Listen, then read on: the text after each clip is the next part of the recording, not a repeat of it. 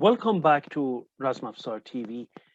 I'm going to start a new series on my Patreon account and to discuss some of the artifacts I analyzed in my books. One of them is this magnificent Persian card from the early Qajar period, which, as you can see here, is made of patterned crucible steel, pulad gohardar, or fulad johardar. And as you can see, it is beautifully gilded.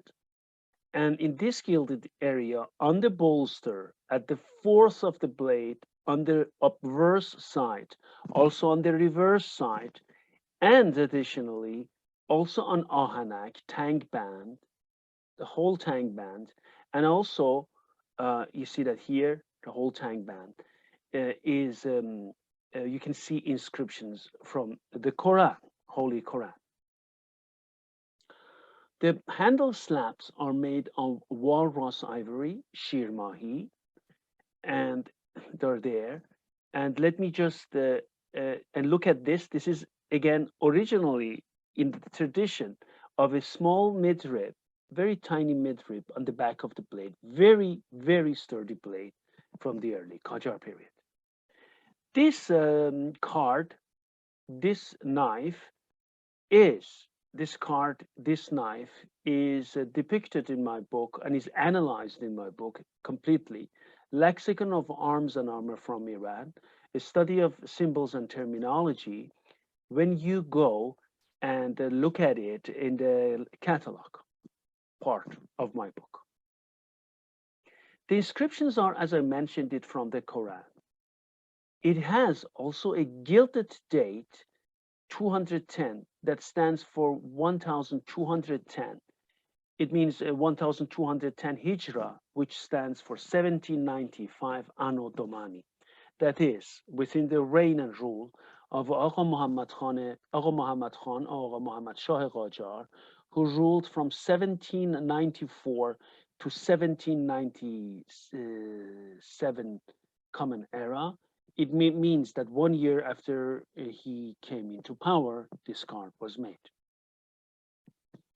A very similar card with almost the same decoration you can see from the early Qajar period as well in my book, Arms and Armor from Iran, catalog 247. The gilded inscriptions on the reverse side of the blade, you can see this is the reverse side, are from are the verse 255 from the Surah Al-Baqarah, the cow. And this, the translation I read, God here, there is no God but He, the living, eternal, self-subsisting, ever-sustaining. Neither does somnolence affect Him nor sleep. To Him belongs all that is in the heavens and the earth, and who can intercede with Him except by His leave? Known to Him is all that is present before man and what is hidden in time past and time future, and not even a little of His knowledge can they grasp except what He will. His seat extends over heavens and the earth. Excuse me, I read again. His seat extends over heavens and the earth, and He tires not protecting them. He alone is all high and supreme. So this is here. You can imagine how much effort it takes to, you gild the whole surface on crucible steel with gold, and then you remove that gilded area by writing, and you make these beautiful inscriptions. The gilded inscriptions on the obverse side of the blade are the ayats, are the verses 256 and 257. On this side was 255, right? From the Surah Al-Baqarah. Again, the cow. So 256 reads, there is no compulsion in matter of faith. Distinct is the way of guidance now from error. He who turns away from the forces of evil and believes in God, will surely hold fast to a handle that is strong and unbreakable. For God hears all and knows everything. This was 256, the verse 256 from Surah Al-Baqarah. And then the verse 257, God is the friend of those who believe and leads them out of darkness into light. But the patrons of infidels are idols and devils who lead them from light into darkness. They are the residents of hell and will there forever abide and live. It's beautiful, right? You see that here as well. Then on the Ahanak, on the obverse side of the sloped bolster here in this place, here, right? So again, I repeat, excuse me, here. Oh, excuse me, this is the reverse side, on the obverse side, meaning here. Yes, on the obverse side means here, right, in this part.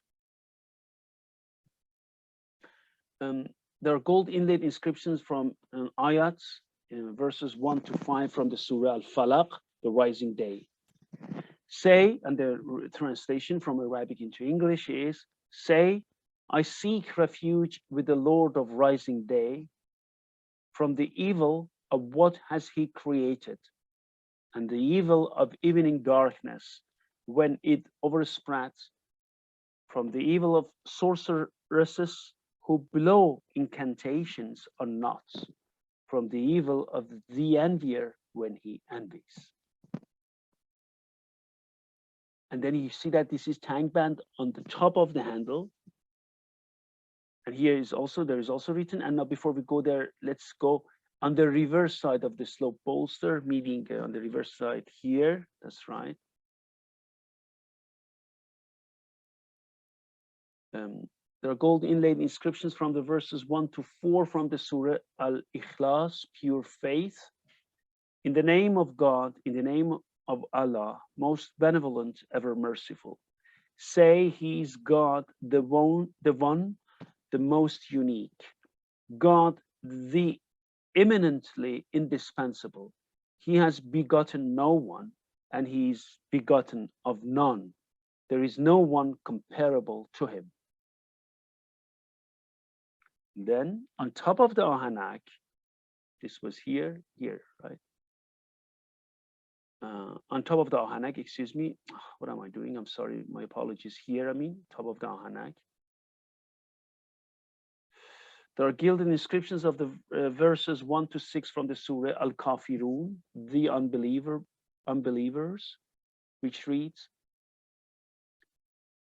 in the name of God, most benevolent, ever merciful, say, O you unbelievers, excuse me, say, O you unbelievers, I do not worship what you worship, nor do you worship who I worship, nor will I worship what you worship, nor will you worship who I worship. To you your way, to me my way. On the back of the bolster, yes, there are gilded inscriptions here on the back of the bolster, yeah. So peace be upon Ibrahim. On the lower part of the Ahanak, means the lower part, tank bands, and the top part, there are gilded inscriptions from the verses 1 to 6 of the Surah An-Nas, man, which reads, say, I seek refuge with the Lord of man, the King of man, the God of man, from the evil of him who breathes temptations into the minds of man, who suggests evil thoughts to the hearts of man, from among the jinns and man. Yes, that's the whole inscriptions. You can imagine how much work has been done by Persian masters, Iranian masters to do that. And take a look at this. These are these inscriptions, right? And then the total length of it is 34.4 centimeters, and length of the blade is 24.2. Width of the blade at the fourth is 2.8. Width of the blade in the middle is 2.2, and width of the blade at the back is 9.4 millimeters. Again, please look at this, how beautiful this is. This is one of the items you can find in the lexicon of arms and armor from Iran. And you can see, be it Quranic inscriptions, Zarathushtri inscriptions, be it symbols of Zarathustra, or Zoroaster religion, be it symbols of Muslim belief, be it Persian poems and poetry, or from Shahnameh, Sadi, Hafiz, whatever, and be it lions and depictions of lion, which comes from Persepolis, subjugating a bull. All of them have deep meanings when you see these arms and armor. These were not only formidable weapons, but also beautiful weapons, and additionally, they carried lots of meanings and significance. Please stay with me, support me on Patreon, and I am going to do more of these items and present them to you one by one. Just let me know if you like this video so I can continue. Thank you very much and have a nice day. Thank you.